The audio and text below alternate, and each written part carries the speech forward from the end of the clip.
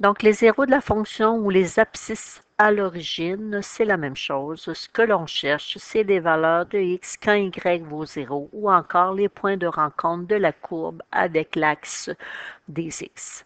Donc, vous pouvez avoir des paraboles dont le paramètre a est positif qui nous donne une ouverture vers le haut. Donc, dans le premier cas, on voit qu'on n'a pas de point de rencontre de la courbe avec l'axe des x, donc pas de 0 pour la fonction.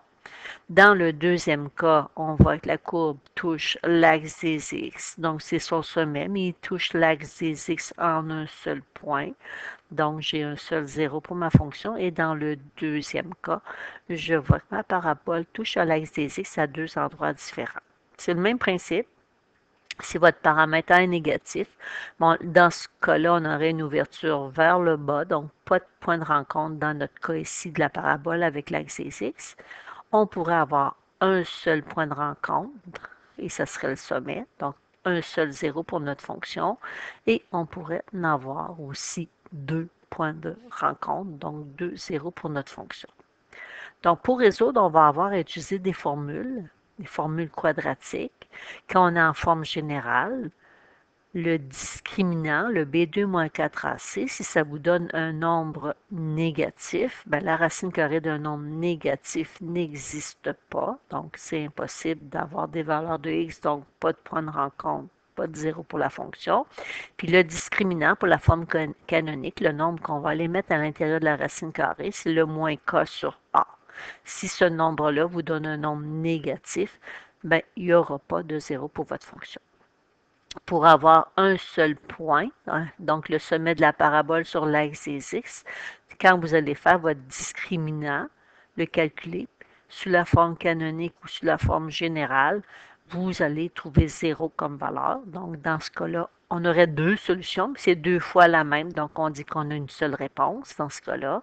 Puis si votre discriminant est positif, c'est un nombre plus grand que 0, ben vous allez avoir deux solutions possibles, donc deux points de rencontre de votre parabole avec l'axe des x. Donc, on va faire l'exercice pour les trois formes. On veut les zéros de la fonction. Première étape, on remplace f de x par 0. Donc, c'est une équation de degré 2. Elle est sous la forme canonique. On la met égale à 0. Si elle est égale à 0, on va faire l'utilisation des formules. Pour la forme canonique, la formule, c'est x égale h plus ou moins racine carrée moins k sur a. Donc, votre travail, c'est d'avoir les bons paramètres. Fait que le nombre devant la parenthèse, c'est moins 3. On n'oublie pas ici, c'est x plus 2, mais c'est x moins 2. Donc là, je vaut moins 2, parce qu'on va vraiment respecter ce qui est écrit ici. Plus 1. Et là, on applique la formule. Fait que x égale, parenthèse, moins 2. À chaque fois que j'ai un paramètre, moi, je mets une parenthèse. Racine carrée moins, mon k vaut 1, puis mon a vaut moins 3. Donc, ça me donne moins 2 plus ou moins racine carrée de 1 tiers. Le discriminant est positif, on a deux solutions, fait qu'on va venir séparer. Le premier point de rencontre, c'est moins 2 plus racine carrée de 1 tiers, qu'on peut mettre en décimale. On peut le laisser comme ça aussi, parce que c'est la valeur exacte. Puis l'autre solution, c'est moins 2 moins racine carrée de 1 tiers. Donc, ça donne environ moins 1,4226 si on garde 4 décimales ou moins 1,42 si on en garde 2. Puis la deuxième réponse, moins 2,5774 ou moins 2,58 si on gardait 2 décimales. Donc, ce que vous venez de trouver, faire un petit graphique rapide, vous avez trouvé que votre parabole touche à l'axe des x à moins 2,58 puis à moins 1,42. Et puisque votre paramètre A est négatif, ben c'est une parabole dont les branches sont vers le bas. Ça pourrait vous permettre de faire l'étude de la fonction positive. Fait que la fonction elle est positive pour des x qui vont de moins 2,58 à moins 1,42, puis elle est négative pour des x qui vont de moins l'infini à moins 2,58, union moins 1,42 à plus l'infini. On a une autre façon aussi. Vous n'êtes pas obligé, quand vous avez la forme canonique, de prendre la formule. Fait que ce qu'on aurait pu faire, c'est de ne pas s'occuper des paramètres. Fait qu'ici, quand je vous demande de trouver les zéros de la fonction, j'aurais eu 0 égale moins 3, x plus 2 à la 2 plus 1. Donc, j'aime beaucoup cette méthode. Ce serait d'aller isoler la parenthèse. Donc, j'enlèverais mon 1. Je ferais moins 1 de chaque côté. Égale moins 3 fois x plus 2 à la 2. On divise par moins 3. Donc, moins 1 divisé par moins 3, ça fait un plus 1 tiers. Il reste x plus 2 à la 2. Mais là, il faut faire attention. Pour enlever l'exposant 2, il faut faire une racine carrée. Et moi, je m'attends à ce que vous me donniez deux réponses. Je veux la racine carrée positive et négative. Ça veut dire que j'ai racine carrée de 1 tiers égale x plus 2.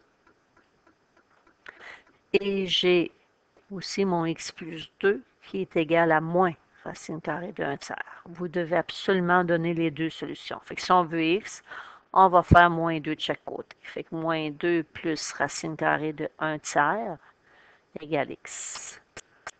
Puis, même chose de l'autre côté, on fait moins 2 de chaque côté. Moins 2 moins racine carrée de 1 tiers égale x. Qui est le même résultat qu'utiliser la formule quadratique pour la forme canonique. Donc, c'est comme ça qu'on a trouvé la formule. On a gardé les A, H et K, on a mis égal à 0, puis on a isolé notre X. Pour la forme générale, on met égal à 0.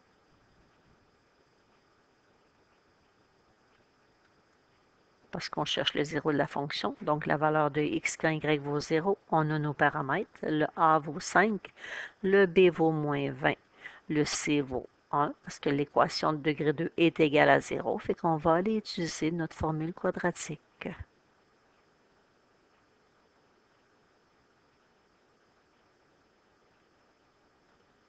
Fait qu'on va aller remplacer le a, le b et le c par leur valeur.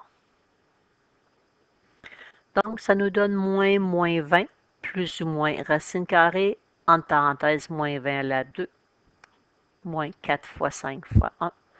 Le tout divisé par 2 fois 5. Donc, moins 20, 20, plus ou moins. Notre discriminant est positif, donc on aurait 2 zéros pour notre fonction, divisé par 10.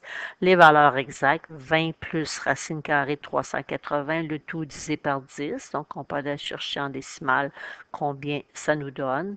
Puis 20 moins racine carrée de 380 divisé par 10. Ce serait les deux zéros de notre fonction.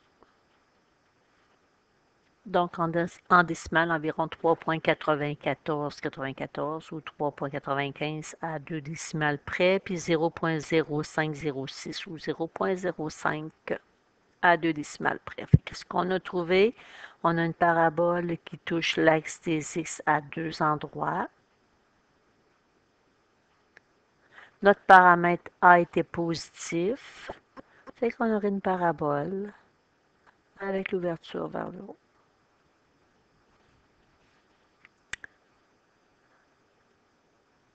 La forme factorisée, même chose. On cherche les valeurs de x quand y vaut 0.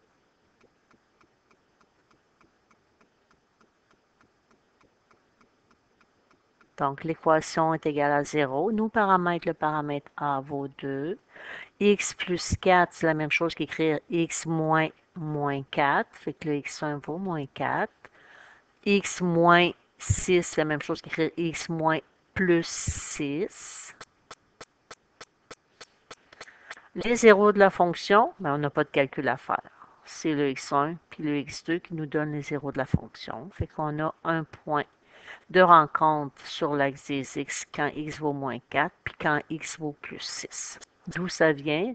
Euh, Quand on résout une équation de degré 2, si elle est déjà factorisée, on avait vu qu'il fallait prendre chacun des facteurs puis les mettre égal à 0.